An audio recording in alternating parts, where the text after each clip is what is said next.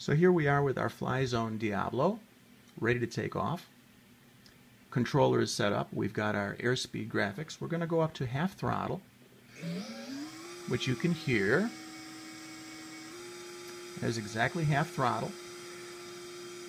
As I take off, I'm going to zoom in so we can see how the plane flies. And you can see that at half throttle, I have to pull an awful lot of up elevator to hold altitude.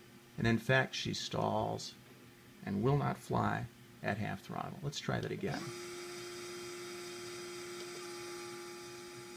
Now notice I've got zero wind going. She won't hold L, she stalls and flies. So let's crank up the throttle 2 clicks. Just 2 clicks of throttle, so this should be barely where the plane will fly.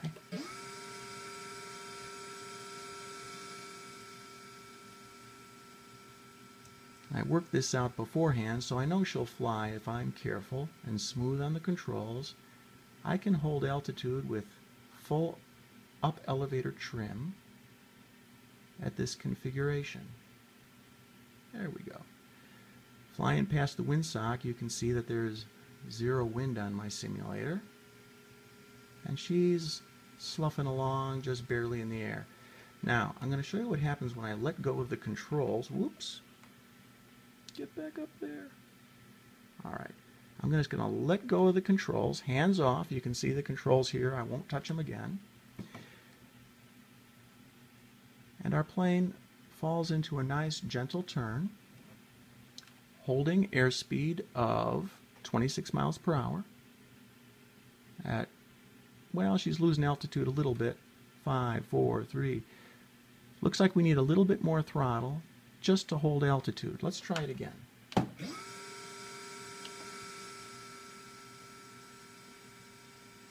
Try and get her stable up to about 20-foot altitude. Can't do it. So we need a little more throttle. We're going to go up another click. Try again.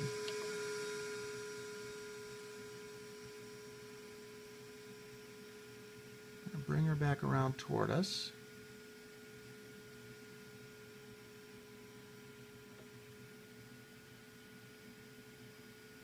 Boy, she's not flying well, that's for sure, at this throttle. But if I let go, hands off, she'll set herself up and fly herself better than I can fly her. With a little bit of right rudder trim, let's zoom in. There we go. And we can see that we're holding an altitude of 15 feet quite steadily around the turn.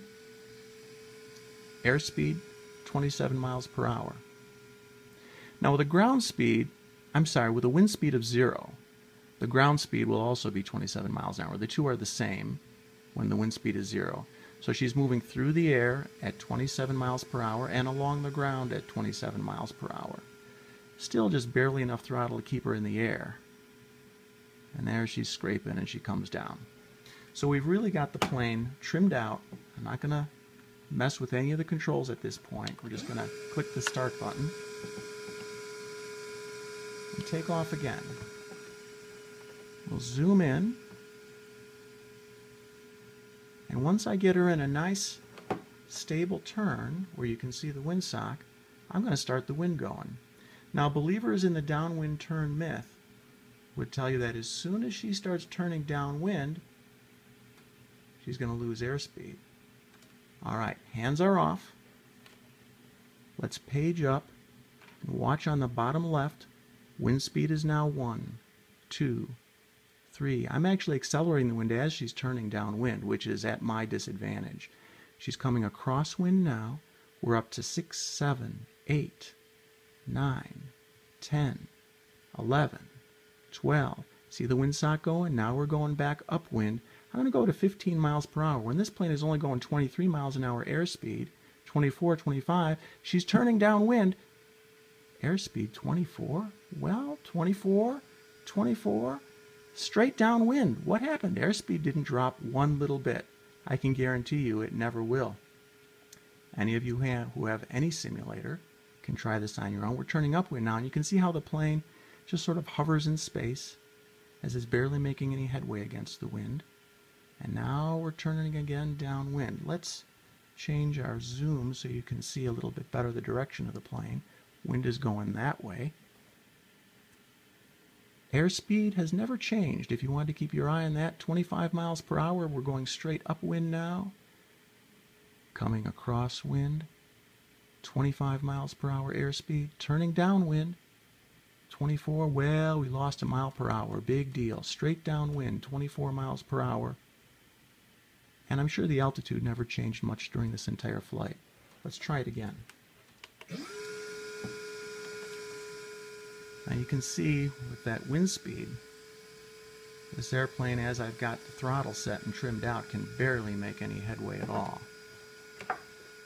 I'm going to fight up the headwind a little bit, zoom in with my other hand if I can do it without crashing. There we go. So we're zoomed in for the visuals. We'll try and get her over to the windsock. And at about 30 feet of altitude, I'm going to let go of the controls. Let go. No hands, Doc. And here we're going, being blown downwind. Airspeed 24 as it's been the whole day. 25, we're actually picking up airspeed as she's going downwind. Now we're coming across wind. Now we're coming upwind, and we're not gaining any airspeed at all, even though you're in a 19, 20 mile per hour wind. So some people who are believers in the myth would at this point argue, well, that plane has a very light wing loading, it's a foamy, it's not a heavy plane, so it's easily blown around by the wind. Well, the point is, the wind speed doesn't change at all, and it doesn't matter if this plane was lightly loaded or not. It'll work the same with everything. It has to, because the plane is within that moving air mass. It's not experiencing that wind whatsoever, not once it catches up to the wind after I take off.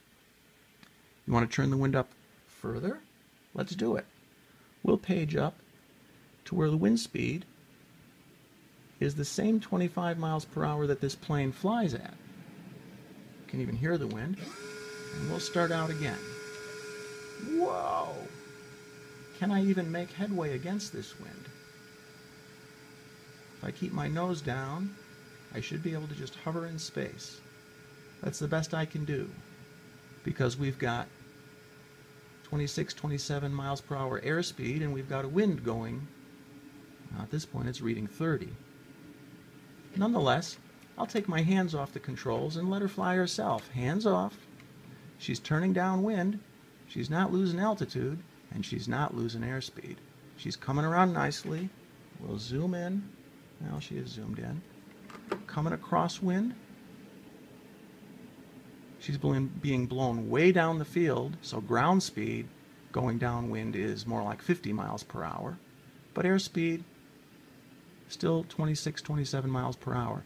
Airspeed doesn't change no matter what wind speed I dial into this baby. Whether I'm going upwind, crosswind, downwind, it just doesn't matter. I hope some folks who are believers in the myth will ponder this a little bit or try the experiment yourself. You can do it with any airplane at all. I would recommend doing it with a plane that flies itself, like a trainer or a lightly loaded plane that you can make sharp turns within your visual field here. But prove it for yourself. You'll see that this is true. The plane does not lose airspeed whatsoever going downwind, not a bit. And it doesn't matter how heavy the plane is, doesn't matter how strong the wind is, doesn't matter what your altitude is. The simulator acts a little funky when you get really close to the ground. There is some turbulence of the wind going shear forces along the ground. So things do get a little funny towards the ground. I'd recommend staying at least 25 to 30 feet up where you've just got steady laminar flow of the wind. And then you'll see that this works every time. And I hope if this doesn't completely dispel the myth for the believers, it at least gets you thinking. Because folks, it ain't going to help you to fly if you believe the myth. I hope this helps. Bye-bye.